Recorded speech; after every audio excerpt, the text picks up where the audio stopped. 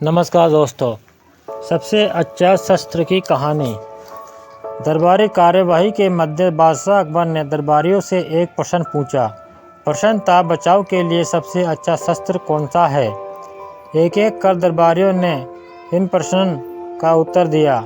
किसी ने तलवार कहा तो किसी ने भाला, किसी ने तीर कमान कहा तो किसी ने चाकू। जब बीरबल की बारी आई तो वह बोला, जापना, मेरे विचार से मुसीबत में जो हाथ में हो वही सबसे अच्छा शस्त्र होता है। बीरबल का उत्तर सुन दरबारी उसका मजाक उड़ाने लगा। अकबर भी उसके उत्तर के संतुष्ट नहीं हुए। बीरबल उस दिन तो अपमान को घूंट पीकर रह गया, लेकिन अपनी बात सही साबित करने का मौका बहुत जल्द उसके हाथ लग गया। बादशाह अकबर अक्सर भेष बदलकर नगर भ्रमण पर निकला करते थे। बीरबल भी उनके साथ ही होते थे। एक दिन इसी तरह वे दोनों नगर भ्रमण पर निकले।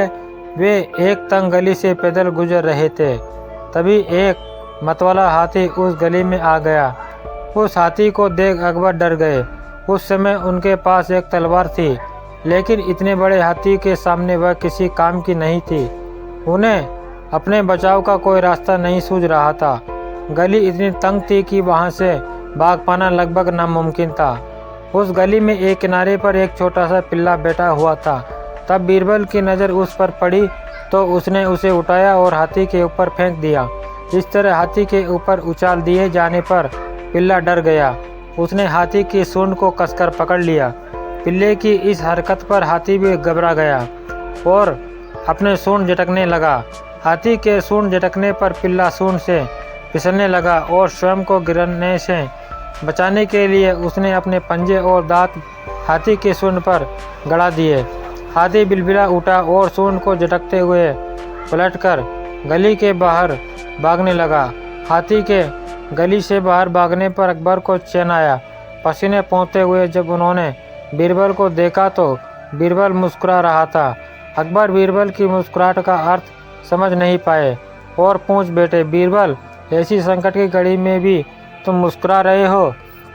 बीरबल बोला, जहाँ पनाह मुसीबत की इस घड़ी में छोटा सा पिल्ला हमारा शस्त्र बना और हमारी रक्षा की। इस घटना से आपको अवश्य यकीन हो गया है कि मुसीबत में जो हाथ में हो वही सबसे अच्छा शस्त्र होता है। अकबर ने भी मुस्कुराते हुए हमारी बरी और बोले, बीरबल, तुम सही थे। उस प्रश्न के सही उत्तर के साथ आज हमारी रक्षा करने के लिए भी तुम पुरस्कार के पात्र हो। धन्यवाद दोस्तों।